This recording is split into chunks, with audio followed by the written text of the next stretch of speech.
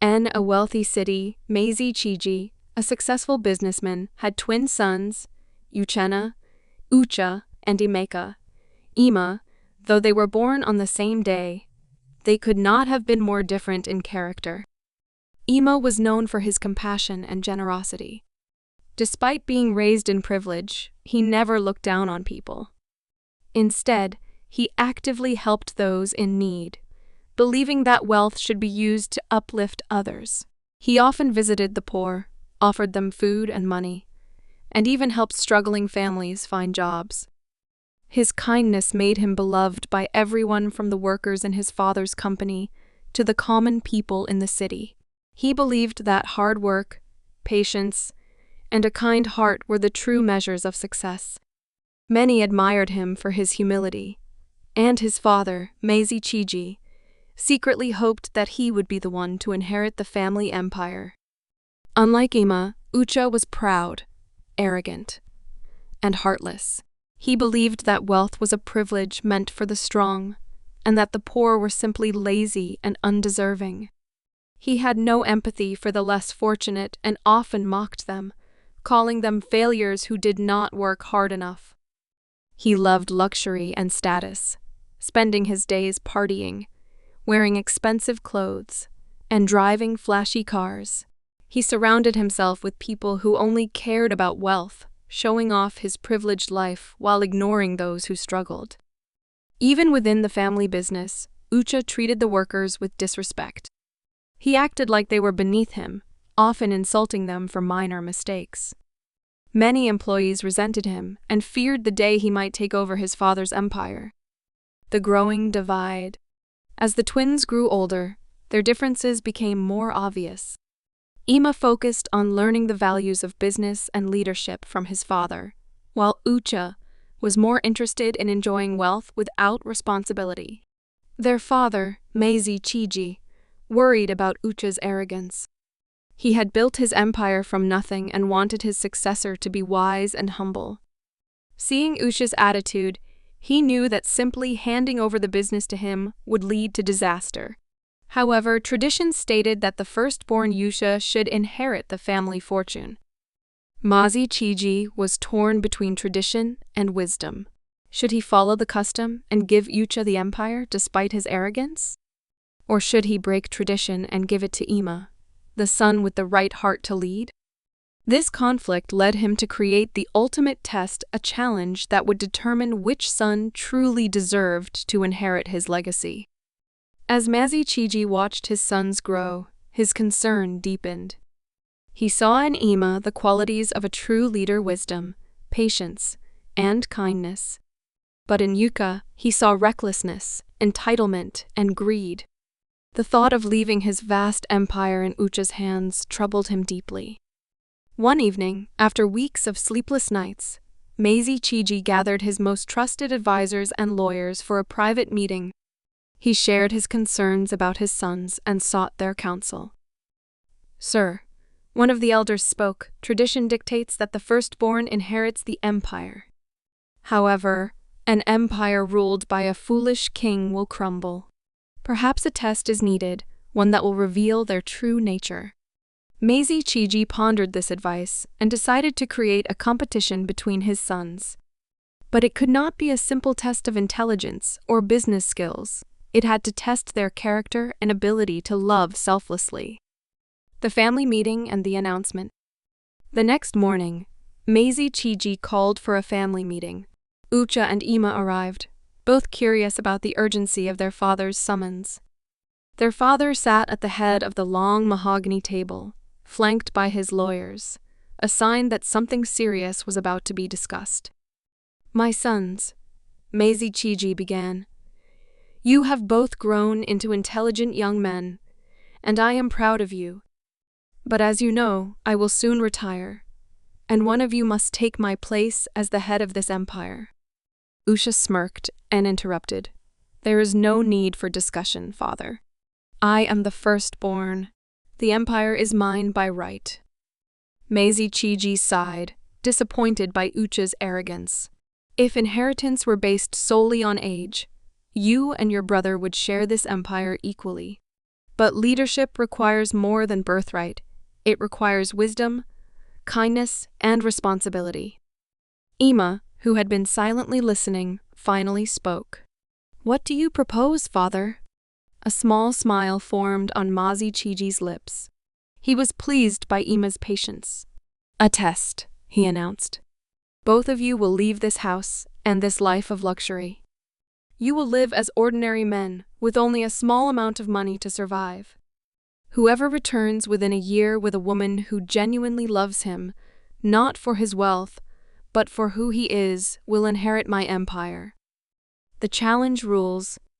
Both sons would lose access to their father's wealth immediately. They would receive only enough money to rent a small place and survive for 3 months. They had to live as commoners and find a wife without revealing their true identity. If they failed to bring home a virtuous wife after 1 year, neither would inherit the empire. Ucha's outrage and Ima's resolve. Ucha's face twisted with fury. "This is ridiculous. How can I find a wife with nothing? Women only respect men with power and riches." Mazi Chiji shook his head. "Then perhaps you are not ready to be a leader. A great man is one who is loved for his character, not his money." Ima, on the other hand, nodded in quiet understanding. He knew this challenge was about more than marriage. It was about proving who they truly were. After signing the necessary legal documents, both sons were given their share of money and were instructed to leave their father's estate within a week. As they prepared to step into the real world for the first time, their journeys would take them down completely different paths, one toward wisdom, the other toward destruction. With their father's challenge set, Ucha and Ima left their childhood home, one determined to prove his worth with wisdom, the other unwilling to accept a life without wealth. Their paths were about to diverge, setting them on a course that would define their destinies. Ima, being the thoughtful and strategic one, knew that finding a wife who genuinely loved him would not be easy. He realized that as long as he appeared wealthy, women might be drawn to him for his riches rather than his character. So, he devised a brilliant plan. He would pretend to be a crippled man and live among ordinary people to see if any woman would love him, despite his apparent weakness. After some thought, he remembered a man named David, whom he had once helped in the past. David had been unemployed and desperate for work, and Ima had offered him a job at his father's company. Now it was time for Ima to seek David's guidance. When he found David, he explained his plan, and David advised him to go to a small village called Ovie, known for its simple and kind-hearted people. Ima prepared himself carefully. He bought simple clothes from the market to look like a common man.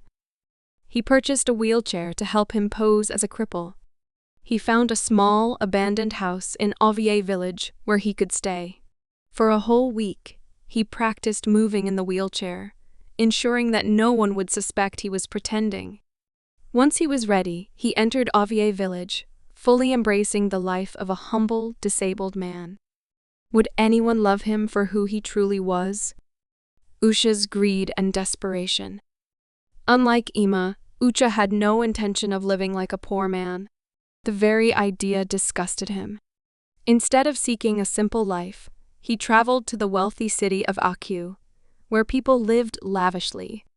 He believed that finding a rich woman to marry would be the fastest way to prove himself to his father. But his arrogance and reckless spending became his downfall. Within a month, he had wasted all the money his father had given him. The luxurious hotels, expensive meals, and wild parties drained his resources. He quickly went from living in luxury to struggling to afford food. In desperation, he started working as a security guard and cleaning toilets, a life he never imagined for himself. He hated every second of it. Then, Ucha remembered something. During his early days in Akyu City, he had heard of a mysterious woman named Ala, a woman who was rumored to make poor men rich overnight, but at a terrible cost. Ignoring the warnings about her dark magic, Ucha decided to seek her out. Finding Alala was surprisingly easy. She was well known but feared, and when Ucha arrived at her mansion, he was shocked. Unlike most witch doctors who lived in small huts, Alala lived in a grand palace surrounded by luxury. Expensive cars lined her driveway, and the servants who greeted him wore gold jewelry. Alala welcomed him with an eerie smile, as if she had been expecting him. She offered him a lavish meal and a place to rest before discussing business. That night, Ucha had a strange dream. He found himself in a bright white room where Alala sat on the floor with a calabash, a mystical bowl, in front of her. She reached into the calabash and pulled out a snake, its scales shimmering like gold. "This is your goddess of wealth. She will give you riches beyond your dreams, but you must obey the rules." The snake slithered toward Ucha and, before his eyes, transformed into the most beautiful woman he had ever seen. She had blue eyes, flawless skin, and an enchanting presence. Alala continued, "Every time you sleep with her, she will fill a bag with money. But there are 3 rules. The 3 rules of the dark deal. You must sleep with her at least twice a week. No one else must ever see her. The 3rd rule will be revealed in due time." Ucha, blinded by greed, accepted the deal immediately. The next morning, he awoke with a mysterious bag. Following Alala's instructions, he opened it at midnight, and the snake emerged, transforming into the beautiful woman. That night, he sealed his fate. The consequences begin. The next morning, Ucha opened the bag again and found it overflowing with money. He was ecstatic. The first thing he did was buy a large safe to store the bag, ensuring no one else could ever touch it. With his newfound wealth, Ucha quickly regained his former status. He became one of the most powerful men in Aku City, throwing extravagant parties, buying expensive cars, and attracting beautiful women. He believed he had outsmarted his father's challenge. But the 3rd rule remained a mystery, and the price of his bargain was yet to come. With the challenge set, Ima and Ucha continued their separate journeys, one seeking love through humility, the other drowning in wealth obtained through dark means. Disguised as a crippled man, Ima lived a simple life in Avier village, surviving off his small savings and selling vegetables in the market. Though the village was supposed to be known for its kindness, he soon discovered that many of its people were rude and greedy, the complete opposite of what his friend David had described. Most villagers ignored him or mocked him for his disability, except for a few kind-hearted people. One day, while pushing his wheelchair to the market, a group of young boys ran past him, knocking over his basket of vegetables.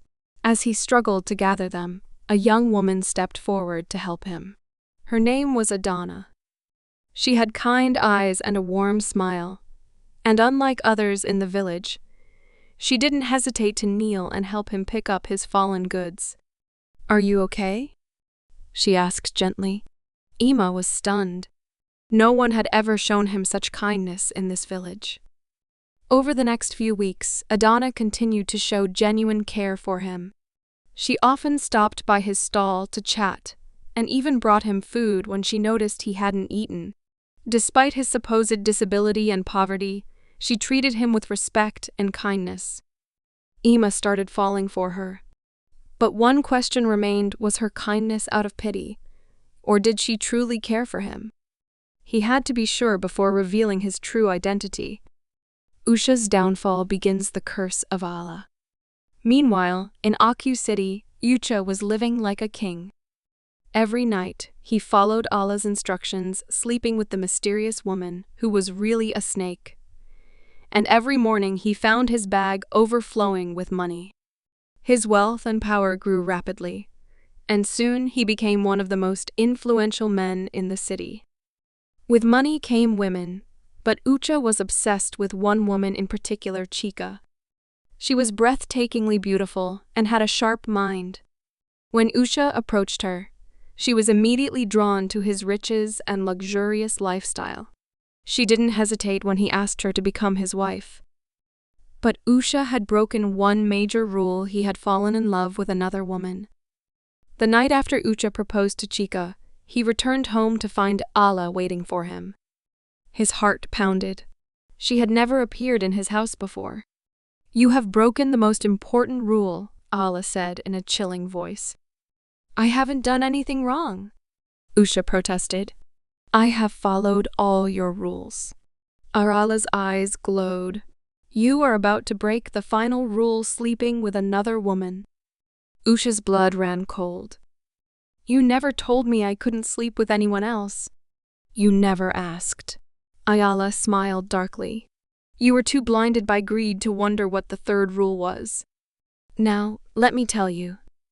The moment you sleep with another woman, the snake will punish you. You will go mad and then you will die." Usha's body stiffened. He had everything he ever wanted: money, power, luxury. But now he realized that his own desires had become his prison. Could he live the rest of his life without touching another woman? Would he risk death just to be with Chika? Ima's love is tested. Back in Avia village, Ima continued to grow close to Adana. He had never met a woman so kind-hearted and selfless.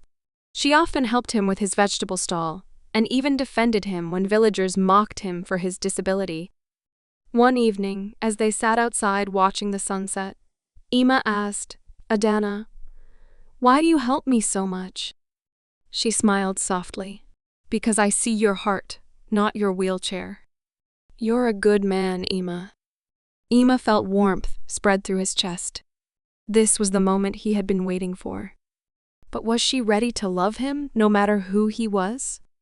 With the 1-year deadline approaching, both brothers found themselves standing at the crossroads of their fates, one on the path of love and humility, the other on the brink of ruin and madness. As Ima spent more time with Adana, his heart grew certain she was the woman he had been searching for. She loved him not for wealth, but for who he was, or at least who she thought he was. But there was one final test. One evening, as they sat outside his small house, Ima turned to her. "Adana, if I told you that I'm not who you think I am, would you still care for me?" She frowned, confused. "What do you mean? What if I told you I wasn't actually crippled?" Adana's eyes widened. She stood up slowly, trying to process his words. "Are you saying you've been lying to me?" Ima took a deep breath and, for the first time in a year, stood up from his wheelchair. Adana gasped, covering her mouth in shock. "Adana, I was never crippled. I was sent here on a test to find a woman who would love me for who I am, not for what I have." Tears filled her eyes. "You lied to me this whole time?" Ima stepped closer, his heart pounding. "I had to be sure. I had to know if you truly loved me." Adana turned away, her shoulders shaking. "Love is built on trust, Ima, and you broke mine." For the first time since coming to Avier, Ima felt fear not of poverty, not of his father's challenge, but of losing her. "I never meant to hurt you. Everything I feel for you is real." She wiped her tears, looking up at him. "I need time to think." With that, she walked away, leaving Ima standing in the fading light, uncertain if he had just lost the woman he loved. Meanwhile, Ucha's downfall had already begun. Though he knew Allah's warning, he could not resist Chika. She was everything he wanted: beautiful, elegant, and admired by all. But every time he thought about sleeping with her, Allah's words haunted him. One evening, Chika confronted him. "Why do you avoid touching me? Are you hiding something from me?" Usha panicked. He couldn't tell her the truth that if he slept with her, he would go mad and die. I just want our wedding night to be special," he lied. Chika wasn't convinced. She began to suspect something was wrong. That night, Ucha sat in his room, staring at the mysterious bag Allah had given him. The snake woman inside was the key to his wealth, but now, she was also his prison. "What kind of life is this?" he muttered. I have everything but nothing at the same time. His greed had given him power, but it had also taken away his freedom. And then he made his fatal mistake. One night, in a moment of weakness, he gave in to Chika's advances. And the moment he did, he felt it. The curse awakens Uka's fall. The very instant Usha broke the third rule, his body convulsed. His vision blurred and an agonizing pain shot through his skull. His breath quickened, his muscles spasmed, and suddenly he began to hear whispers. At first they were faint. Then they became screams. A chilling, inhuman voice echoed in his head. Youhavebetrayedme. Usha screamed in terror, clutching his head as unbearable pain coursed through him. His reflection in the mirror twisted, his eyes turned red, veins bulging, his skin pale and sickly. Chika, terrified, screamed and ran from the room. Usha staggered to his feet, his thoughts unraveling. He had to get to Ayala. She could fix this. She had to fix this. But deep down, he knew there was no escape. He had sealed his fate. Ima's redemption, a love that endures. Days passed, and Ima feared he had lost Adana forever. But one morning, as he was preparing to leave Avier, he heard a familiar voice behind him. You were wrong about one thing. He turned, and there she was, Adana. You didn't have to test my love, Ima. I already loved you. I just didn't know you didn't trust me enough to believe that. Ima's heart ached with regret. I was scared, Adana. But I know now I don't want a test. I just want you. Adana sighed, then smiled. Then prove it. Ima knelt before her, took her hands, and said the words from his heart. Marry me. She stared at him for a long moment, then nodded. And in that moment, Ima knew he had passed the real test. He had found true love. The returned two brothers, two fates. As the year came to an end, both brothers made their way home. Ima returned victorious, with Adana by his side. Ucha, now broken and on the verge of madness, stumbled toward his father's estate, desperate for salvation. When Maisie Chiji saw his sons, he immediately knew the truth. Ima stood tall, proud, and humble, a man who had earned love through truth. Usha was barely recognizable, his once proud stature reduced to a hollow, haunted figure. Before Ucha could beg for help, his body convulsed violently. He let out a horrific scream as his mind finally shattered. He had lost everything. And as his father and brother watched in horror, Ucha collapsed to the ground lifeless. The lesson of two brothers. Maisie Chiji mourned the son he had lost, but he also knew Ucha had brought this upon himself. Greed, arrogance, and shortcuts had led him to destruction. Turning to Emma and Adana, he placed his hands on Ima's shoulders. You are my son, and you have proven yourself worthy.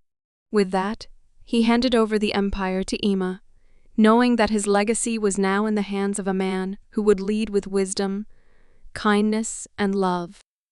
And as the family gathered in celebration, one truth remained clear. Character, not wealth, determines a man's true worth.